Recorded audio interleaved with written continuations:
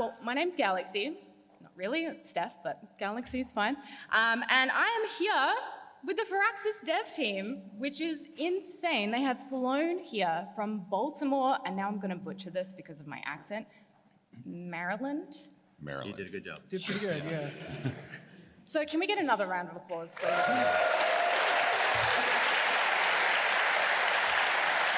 Thank you for joining us here at PAX Australia. Let's jump into some intros, shall we? Yeah, hello. Don't worry about the pronunciation. We were saying Melbourne the entire time up until we got on the plane, so yeah. Hi, I am Matt Quickel. I am a senior lead environment artist at Firaxis Games. I've been there for 10 years.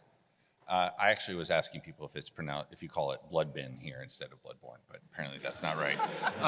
My name's Andrew Frederiksen, and I'm a lead producer on Civ VII. Hi, everyone.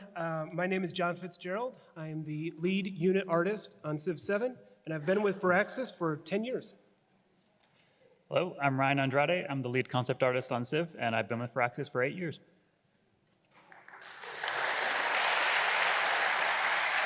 I've also heard it from these 4 lovely little birdies that we have something to announce today. But they like to yap. So if time gets away from us, don't let us forget. You want to see it, right? You want to see a new announcement? So remind us, okay? Because we like Civ. We love Civ. That's why we're here. But before we jump into it, we're going to take another look at Civ VII's gameplay reveal trailer, just so that we can refresh your memories. I know you've already seen it, but we're going to watch it again.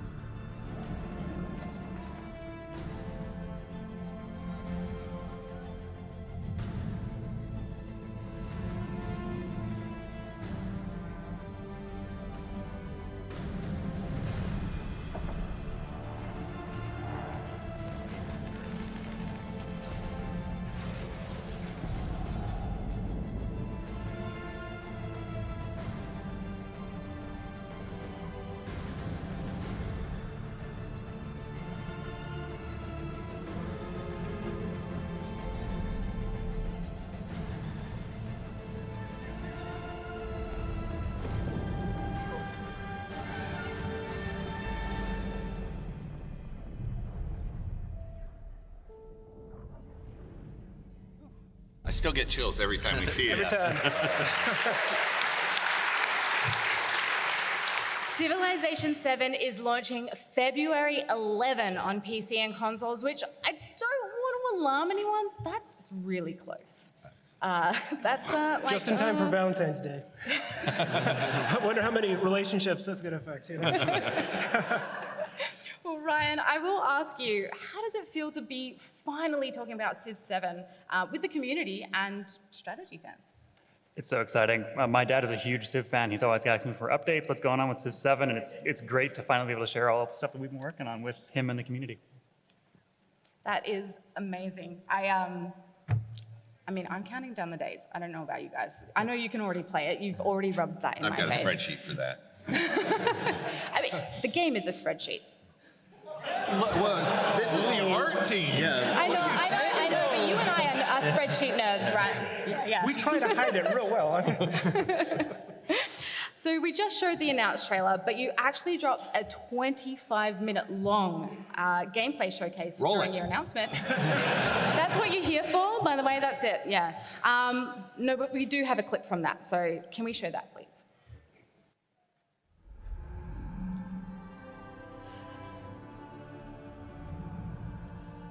Something we hear often from players is about how when you play a game of Civ, you forget the world around you.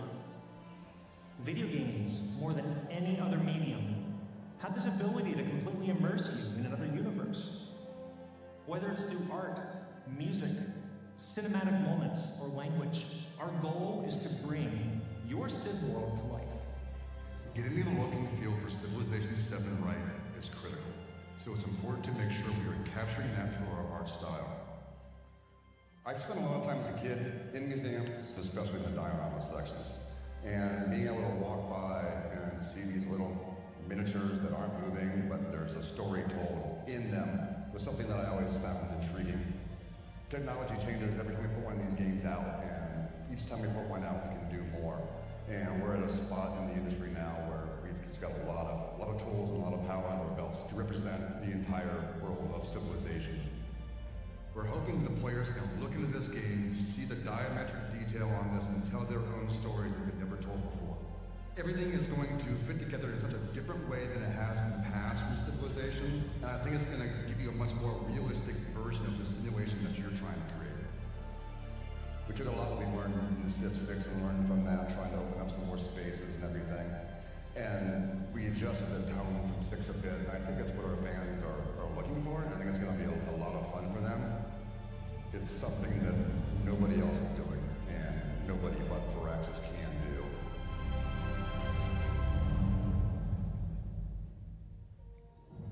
I think players will love how combat looks. Who's that handsome guy? We greatly expanded the variety of units in Civ VII. Units now constantly engage one another. You'll see and hear the clashing of swords and steel. Units have a higher level of fidelity than ever before. Everything from the little parts and pieces and details on the armor set to the entire representation of a whole army on a battlefield. I feel like this is going to become your Civ. Like this is the one. It has the look.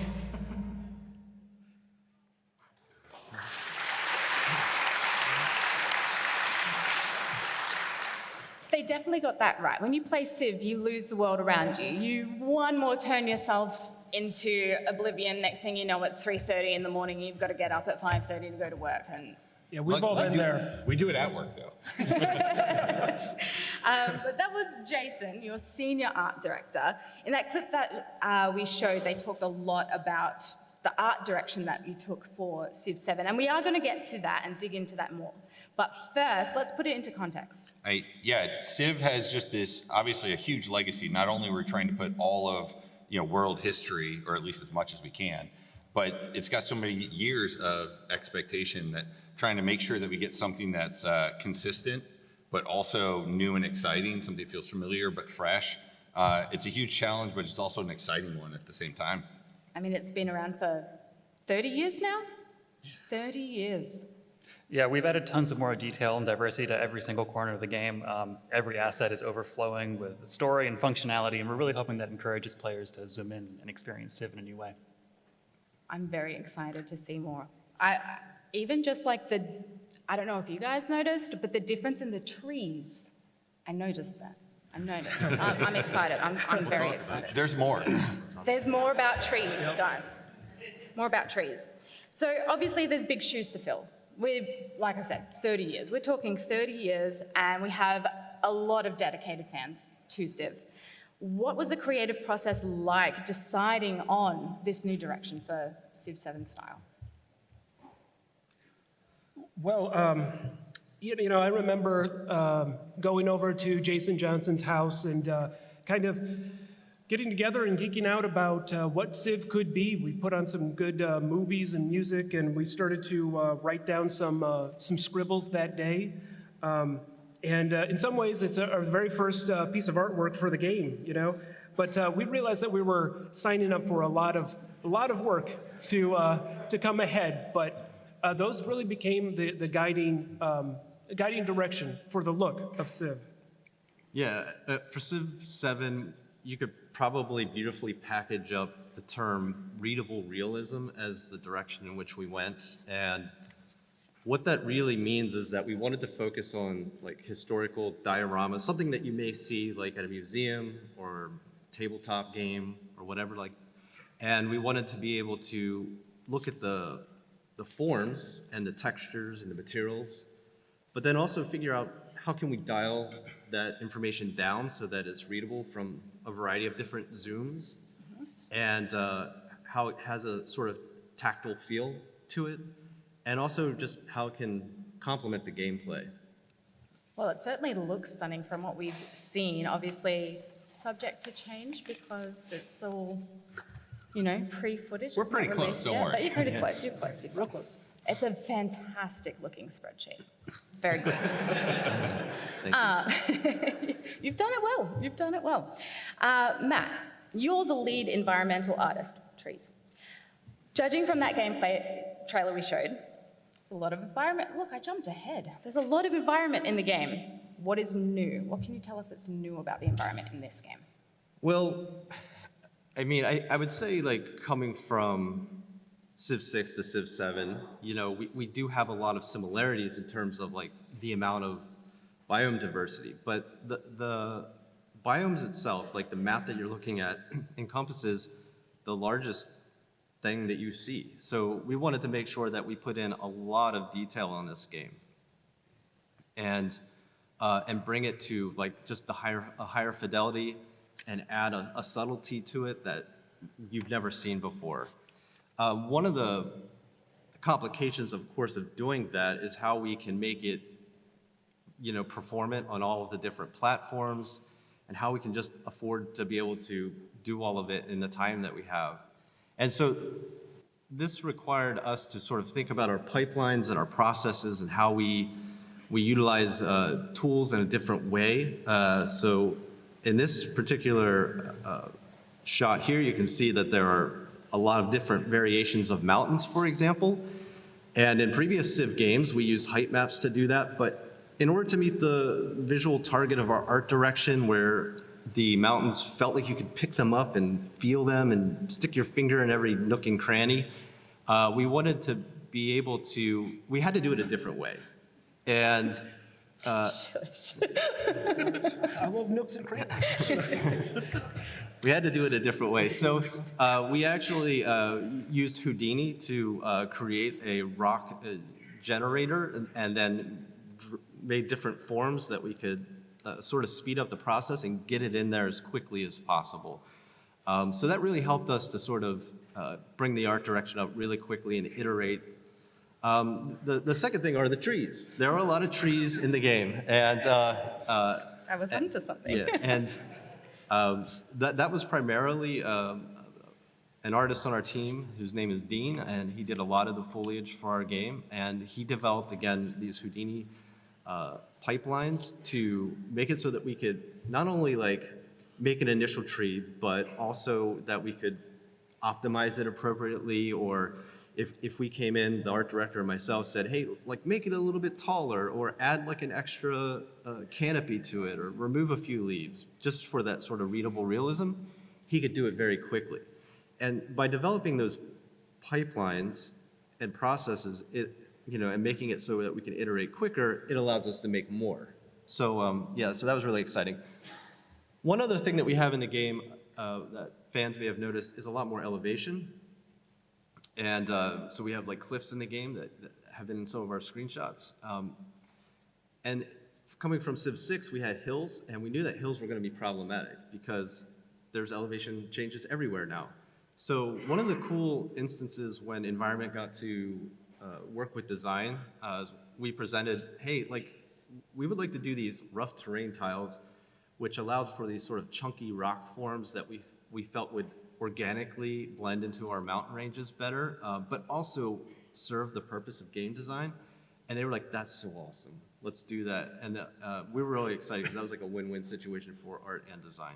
It was like this really cool iteration where they had, you know, a lot of stuff and you couldn't quite tell what was what, but then through those systems they were able to, like, turn a lot of knobs, and now when you're moving your units around, it's like, oh, I understand why I can't go there, or my movement is slowed down. And, like, those the cliffs, the escarpments, is one of my favorite additions they have. So now you can put, like, an archer on top and shoot down, and they can't get you. You have the high ground. Yeah, you gotta watch out for the high ground. I heard it's good. If you weren't sold before. Anakin knows, you know. I think what is really great about that is that the big thing about Civ games is exploring, right? So you get your scout and you go and explore. And you're just going to have so much that you're going to be able to see just based on even the screenshots that you've shown and what you're telling us with the different varieties and things like that. But you're never going to know what you're going to find, right? Yeah, I mean, it goes without saying that unanimously Civ players love exploration. And so, you know, we love to watch the fog of war just fall back, and it could always either be something that's dangerous around the corner, or it could be something really exciting.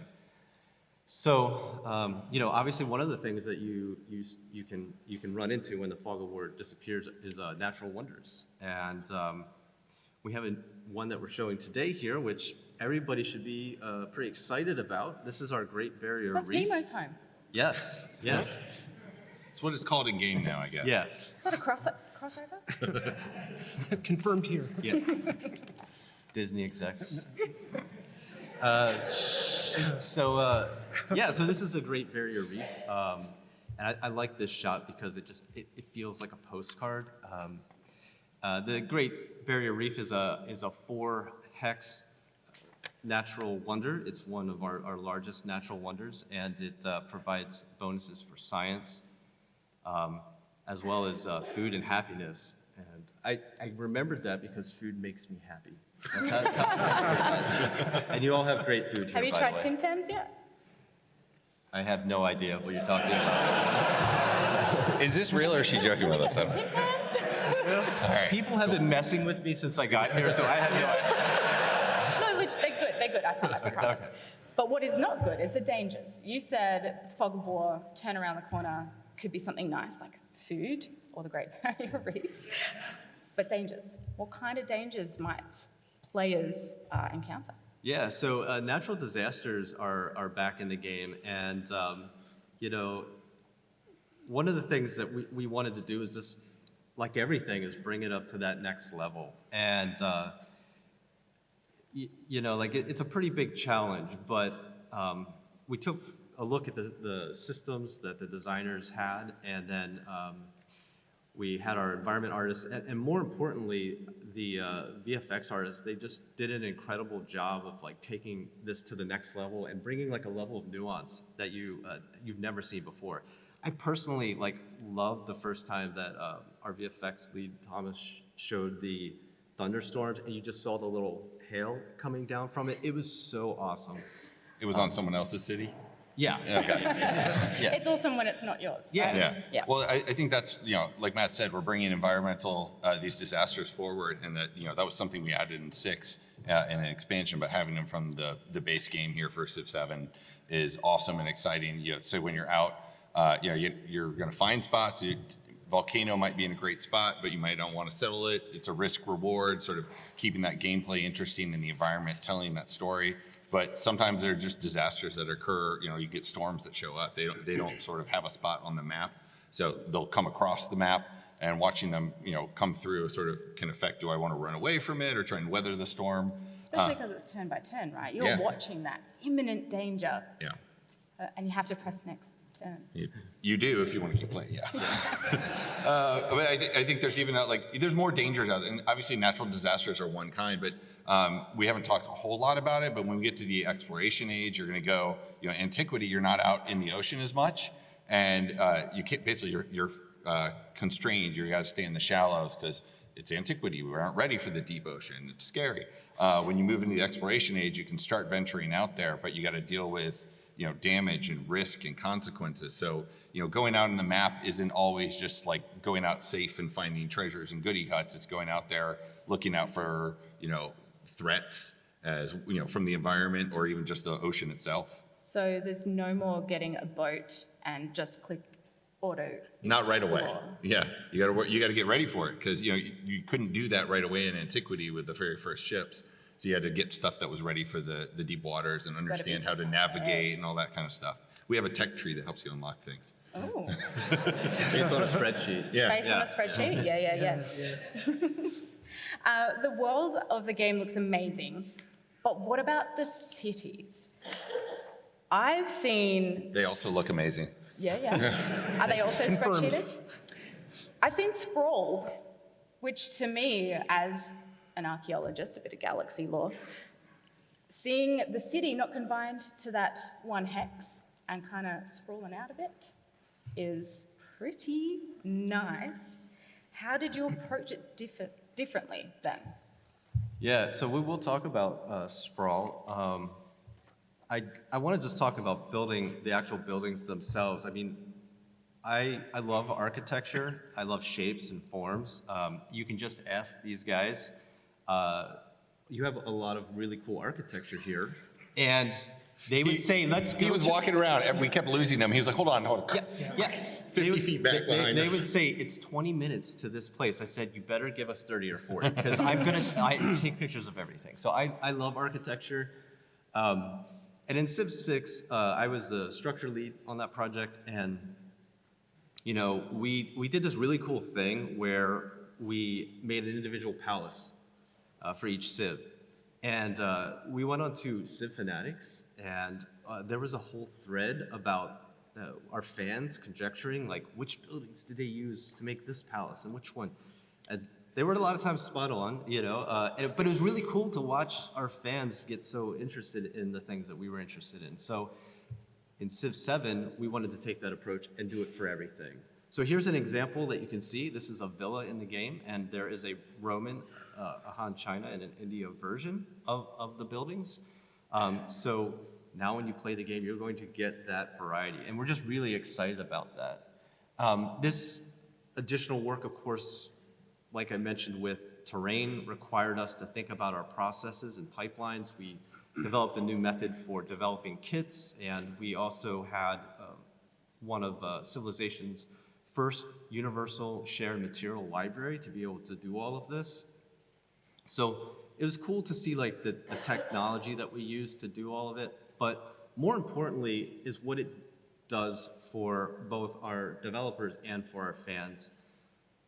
Coming to work every day, there's like a different variety of things that folks are like excited about, and we had an individual on the project. His name is Logan, and when he first came onto the project, we only had a Persian building set, and he's like, "You know what, Matt? I love India." And I'm like, "I love India too." And he goes, "Can we make an Indian building set?" I said, "Probably not. We just don't have time right now." And he said, "Well, what if I came up with a solution?" And I said, "Sure, if you want to like write up a proposal, bring it back to me, I'm happy to entertain the idea."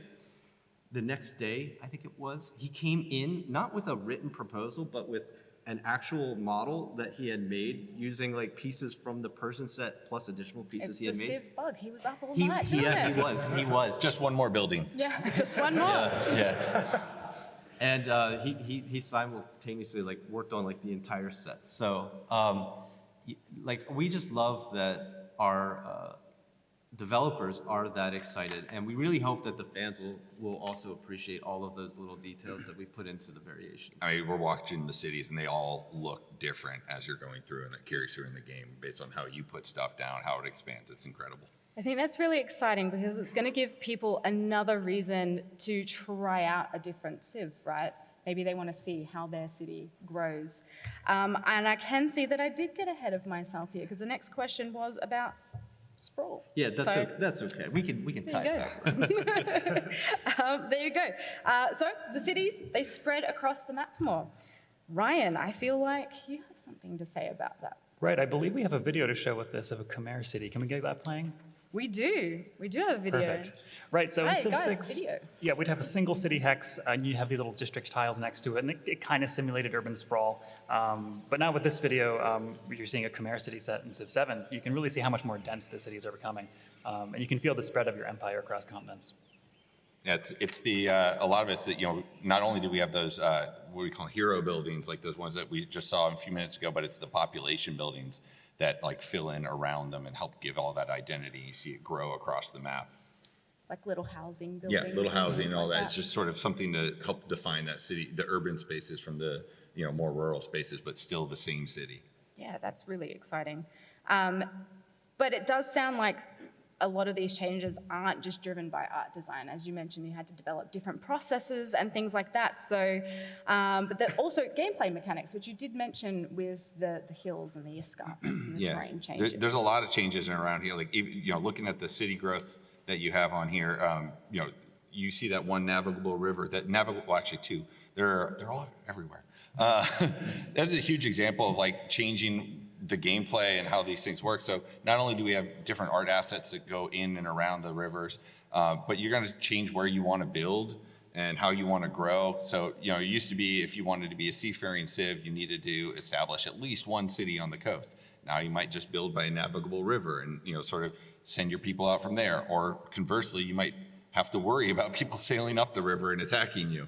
So a lot more threats are visualized and gameplay is visualized like even more directly on the map.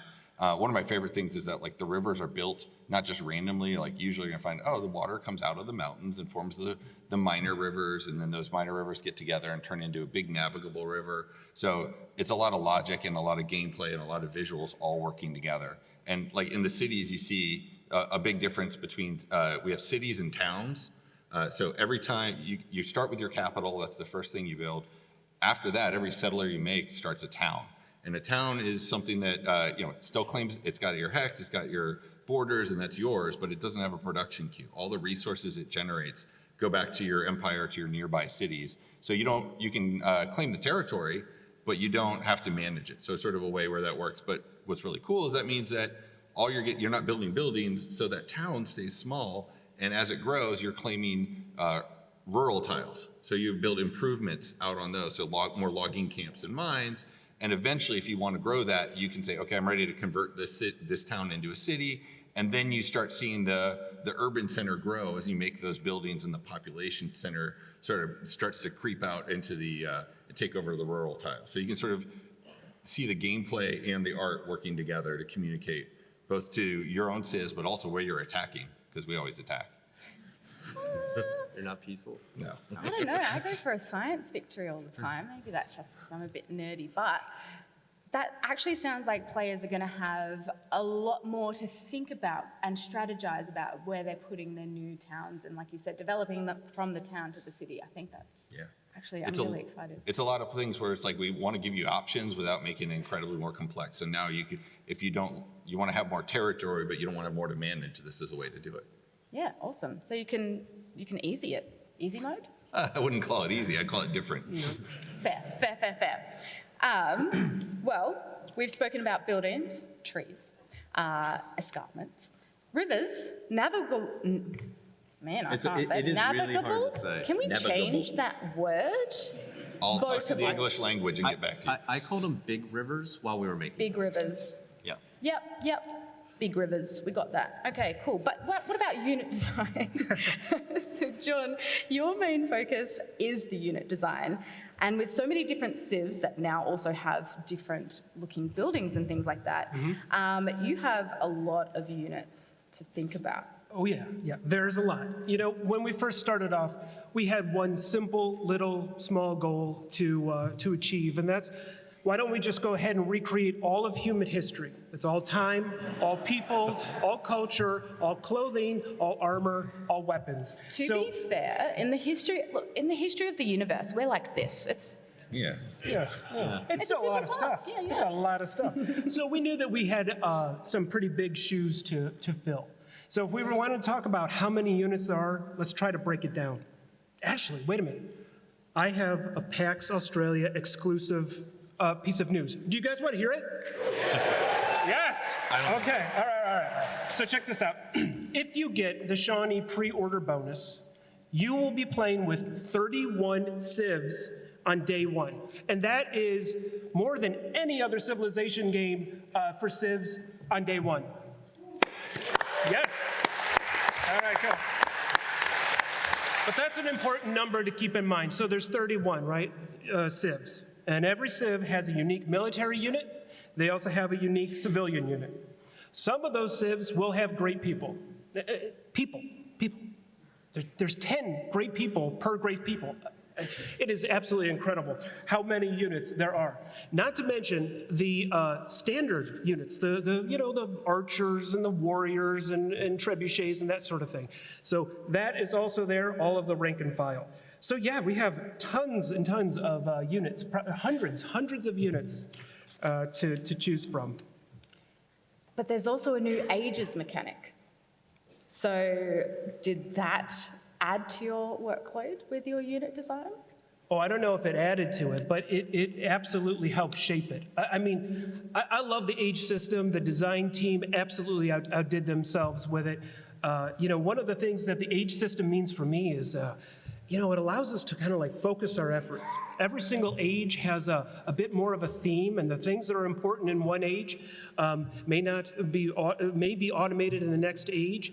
So it allows us to focus up our efforts. Oh, look at that. Look, we got 9 units down there, but every single one of those units represent one of the sub-eras to each age. We wanted to make sure that you receive a strong start, middle, and end every single time you play an age. So if we look at this lineup, we have, down at the bottom, Antiquity, Exploration, and Modern. It starts off with kind of like warring city-states, Proto-Greeks, then followed by Greeks, followed by the Roman Empire.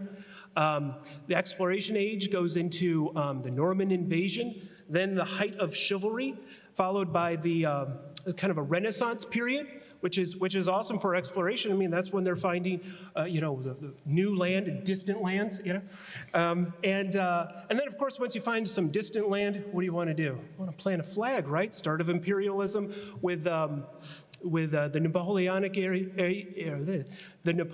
era, followed by World War I, and then World War II, as you start to master mechanized warfare. That is, one, that's a lot of units that look different, which is well done. They look great. More. We've got a little bit more, don't worry about it. You definitely, no, there's 9 units. Yeah, that's all you get. You definitely didn't copy and paste them to make your job easy though, did you? No way, absolutely not.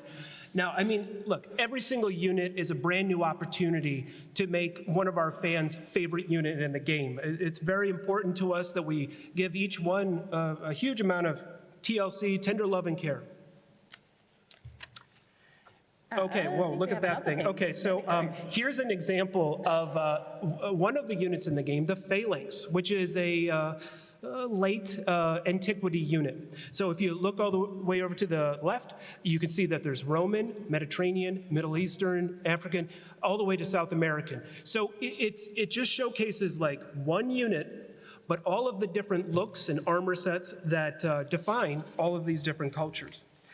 Sometimes we had to do a little bit of concept work, and we had to fill in the gaps that historically didn't exist, but I'm incredibly proud of the entire team. They did a great job of making sure that everything is culturally authentic, even if it's not 100% historically accurate. But when you refer to a unit, so in previous Civ games, and we've seen in the trailers and things, we're not talking about one guy standing there, right? So they have different models that make up one unit. Yeah, absolutely. So, internally we call that, the unit is the group, the what you'd see in the game. But within that, there's a bunch of different members. All right, so here we have one example. This is the man-at-arms, and it's kind of like a medieval mercenary group.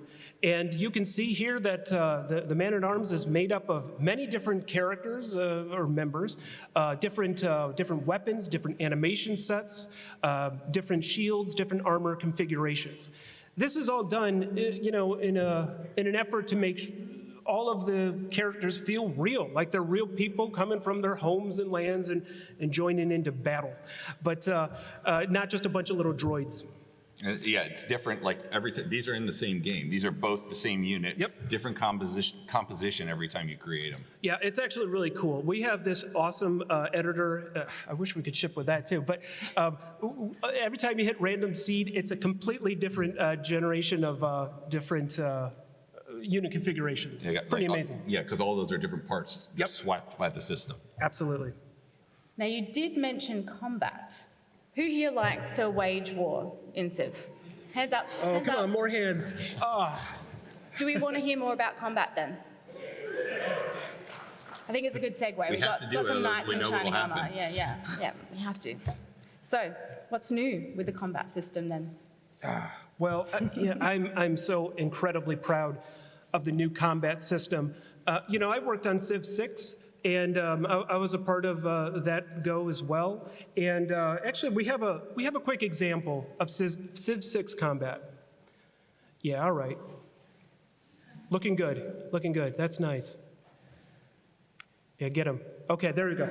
All right, so, again, like that was really great. But, one of the things that Jason really wanted to bring to the forefront is gameplay, and when you're moving around units, we want to make sure that the gameplay is quick and responsive.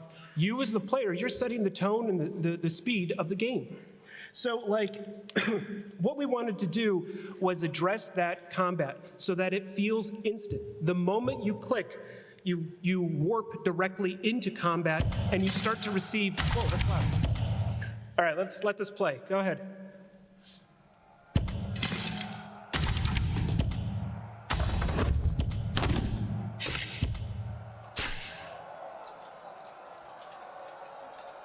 This is a prototype to be Prototype, it's all prototype. I thought it was the Tundra. Yeah. Okay. I definitely got scared by the noise. I didn't realize the video was playing. Yeah, I'm sorry. It took It me sounds very different on these speakers, so I was like, what the heck? Whoa, are we under I attack? was like, did something break over there? No, but what this prototype kind of shows, and this was developed by one of our animators, Alex. He did an amazing job of making sure that every time you click, the action is very responsive. Then we allow the characters to go into what we call continuous combat until the beginning of the next turn. So when you hit next turn, they warp back to their start position, they tidy up the battlefield, and they're ready for more orders. I think we got a video, right? Yeah, we do.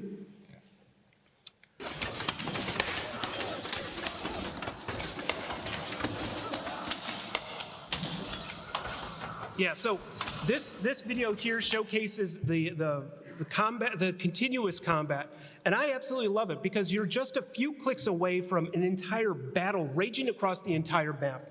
Hey, what's really cool is, we're zoomed in real close so we can see it here. And one of the things that's awesome is when you're playing and they get into this combat, you can see who's engaged with what, and then that means you can use that information to flank. So it's not just, it is visual and it's awesome, it's also gameplay information. So you can say, okay, I'm gonna start with this one and then I can flank it with these two other units. So keeping that tie between the visuals and the mechanics is, just incredibly awesome and obviously makes it easier to play. And it's going to allow you to have the high ground with your archers on the new escarpments. Until I have flankers. No. No, I just say no to that. No. But there is a new hero on the battlefield as well, right? Yeah, we got the commander units, and these are incredibly powerful units that you bring out. And obviously in Civ, we've had for a while all kinds of representations of experience and leadership and how that manifests. And now that's brought onto sort of one place with these commanders. They're the units that gain XP now. So if you have a commander near the battlefield, any fighting that happens in their area is going to give them XP. They're going to be able to unlock their bonuses and carry that forward to any troops that are there. In addition to that, the commanders can sort of hoover up and pack in all the nearby units up to their limit and then march them across the map much easier. They even have some cool abilities where they can sort of do overwhelming attacks if you find some stragglers out in the wild. I'll let John talk about how cool the variety. Oh yeah, I mean the variety is intense. We really wanted to make sure that as many civs as possible had unique commanders, and we wanted to spend some time there because of all the great gameplay that's tied to it. Actually, one of my favorites coming up real quick. Oh yeah, look at this one. It's Egypt, it's hot. They have to have some fans on. It's good stuff. So we wanted to showcase power in different sort of ways, more military troops or just in style. We have a lot of musicians playing there as well, a lot of entourage members to really showcase all of the upgrades that your commander gets while they're gaining XP. They look so good. Is it February yet?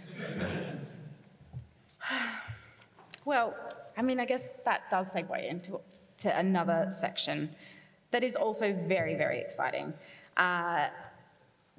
We did talk about the world and how the empires you can build into it, how you can develop your empire to convert your towns from rural to cities. But what about the people who populate the world? Yeah, it's actually really awesome because we looked really hard at the mechanics and the representation and thought, you know, how do we take what you have early on to the next level? And, you know, in Civ 6, you're used to being able to find the villages and the barbarians that are out there. And there's a new attempt to sort of recognize that similar gameplay. So we're going to find independent powers out on the map. And no more barbarians, no more villages. And these independent powers, some of them might be hostile. You can choose to fight them. You can choose to run away if you're one of those people. Or you can choose to engage with them in diplomacy. And it's really exciting because if you are able to find, so even the hostile ones, you can start spending some of that influence, getting to know them, and eventually convert them from hostile to neutral, and maybe even help them become a city-state and be their suzerain and get some really cool bonuses out of it. So you're not just, it's not a monolithic idea of barbarians or just every village is something to go get a bonus out of. There's stories, there's interactions, there's gameplay. I think we might have it, I'm not sure if it's in here, but there's also really cool, like when you go to those independent powers and you engage in diplomacy, you get to see, here we go, we got some of them. These are the sort of representation of them on the screen. And John surprised us all with his team pulling this one off. Oh yeah, I mean, you know, we figure, hey, if you're sitting on a gold mine, you got to share it with all the townspeople, right? The units we knew looked great on the battlefield, but independent powers really allowed us an opportunity to bring them closer to the camera, and you can really see all of the charming details and all the care that has gone into it. I mean, every unit, we really wanted to make sure that you'd want to make a 3D print and like put it right on your desk. But these little vignettes do more than just simply look great. They also indicate what independent powers' strengths are. So here we have, you know, military science, maybe a little bit of green with economy. It really has changed everything from kind of faceless barbarians to many civilizations themselves. And we wanted to use that as a tool to help you get even more immersed in the world. Look at these animations. Wow, the animation team did an amazing job with these independent powers. A lot of character and care went into them. But you could see that there's these great little vignettes behind them that also indicate like what are some of their intentions or what are they interested in. Yeah, this is them full screen when you go into their diplomacy. Yeah. That's actually, I'm really excited about this independent powers thing because I'm sure you've all played a match of Civ where for whatever reason there's like a bajillion barbarians near your Civ and they just won't let you progress and then you lose, right? And it's all because of the barbarians. It doesn't matter what you try to do. For whatever reason, they're seated next to you. You have to fight them. I think I went over that. Yeah, but science, Andrew, science. Sorry, you can't science people. Well, actually, no, hold on. I'm going to take that one back. You can. It's frowned on in some ways.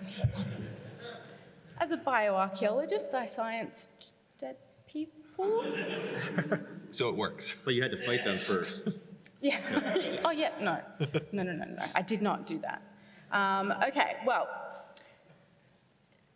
you're in charge, Ryan, of doing some research because you're doing the concept design and things like that. And we have just seen that all of these units, all of these buildings, they are unique, they are wonderful looking. How much research did that take to make sure that you are trying to accurately represent them as best you can? It's a ton of research, and we try to have multiple phases of like vetting what we find. So it starts off with our concept team, where we're gathering our own stuff, and then we talk to our in-house historians, and they give it a second pass. And sometimes we're able to connect with a cultural advisor that can inform us on a specific culture and make sure we're depicting them respectfully and authentically.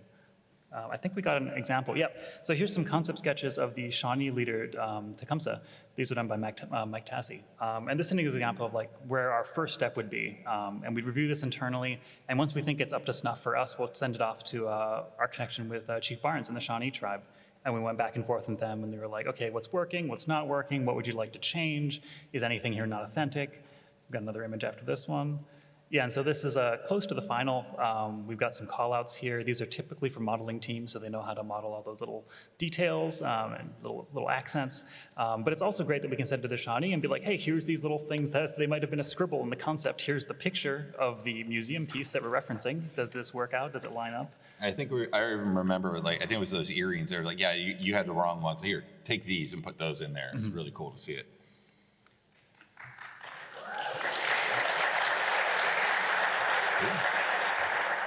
Now, I think I'm forgetting something. Oh yeah, we got the last image here of Tecumseh. It was such an amazing back and forth. Every single Shawnee asset we did, we went back and forth with them, and they were such an amazing partner, and we're all so happy with the result. It looks very good. These our leaders are really cool. You're right, though. There was something we were There was supposed to talk something. about. Weren't they supposed to remind us? I don't Yeah, does someone remember? Oh, you want a new leader? Louder. Okay, I heard a yes. Yeah, let's go ahead and do it. All right, we have something new. Chun-Chak and her sister Chun-Mi led a multi-ethnic coalition against the Han Dynasty, resisting the political and cultural assimilation of Vietnam. As such, Chun-Chak disapproves of leaders who aggressively build up powerful commanders. To edge out rivals, she gets a head start and extra growth behind her own commanding forces. Mastery of tropical terrain grants some excellent science bonuses, especially when Chun-Chak holds an aggressive stance. So be sure to take advantage of the jungle's bountiful resources when establishing your empire. Consider pairing Chun-Chak with the Khmer civilization in the Antiquity Age to take even more advantage of the lush, wet terrain. Or choose a different path all your own. But whatever you build, remember to build something you believe in.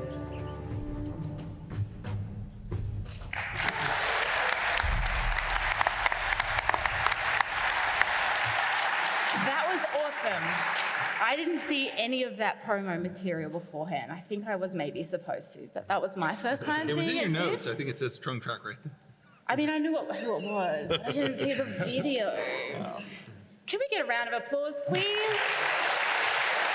A world exclusive for PAX Australia from our amazing Firaxis devs. Thank you so much for talking to us about Civ. I'm very excited. I wish it was February now. It is not. We have to wait. These guys can play now in their hotel room. How disgusting is that? Thought we were friends. But we do have a little bit more time. We're not quite at 12, so we do have a little bit of a community Q&A that we had curated from the Civ community. We're going to do it rapid fire, so anyone can jump in, okay? Cot Peter asks, how did player feedback on past Civ entries influence Civ VII's art direction? Yeah, so, I mean, we're always listening to player feedback. The main driving force for Civ VII's art direction was readable realism, the term that our art director coined. And that was all about adding detail that's worth zooming into, that's still readable from afar. And everything that we did with Civ VII was in service of that goal. That's awesome. You're so good. You're so good at what you do. I'm very impressed. I'm an archaeologist, was, till I played games for a living. So just like seeing someone put so much love and care into the research behind things, like all of you, it's very nice to see as somebody who spent a lot of time doing the history stuff. So thank you for one. But we do have another quick question. Alt Ghost Enthusiast asks, how do you weigh historical accuracy versus recognition and aesthetics? Does balancing time and resources factor into it? I'll take this one. Yeah, so that's correct. Every game is about balancing your time and your resources. And, you know, Civ has a big library, right? As Fitz over there said earlier, like we want to make the entire world and we want to do it through all ages. So what we do is we really just try to find like the best balance between like design choices that we make and what works for a wide range of different civilizations. And there have been instances in the past where we've done that, and then we've had extra time later to come in and add additional buildings or whatever into the game, and that's something that we're always willing to do. So that's not off the table. Well, I think the other thing I want to add is like the flip side of that, like this team's always listening. It's like even as we make stuff and it gets in the game, it might even be in the game for months or even longer. And then by the time we get it out in front of our marketing team or user research or some other groups that are involved, they'll say, hey, you shouldn't do that. That doesn't go there. Or that's not the right way to use it.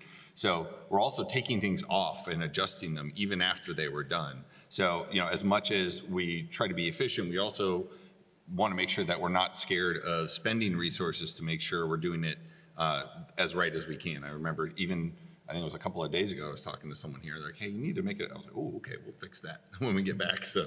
And you have 31 civs to start with, right, for Civ VII, so that's We'll get one huge right. undertaking. Okay, at least one. Just one. Can it be Augustus? He's my favorite. Very excited. Yeah, you told me that, but you don't know them all. You can't have favorites yet. He's on my arm. He's my favorite. Okay, I can't argue with that.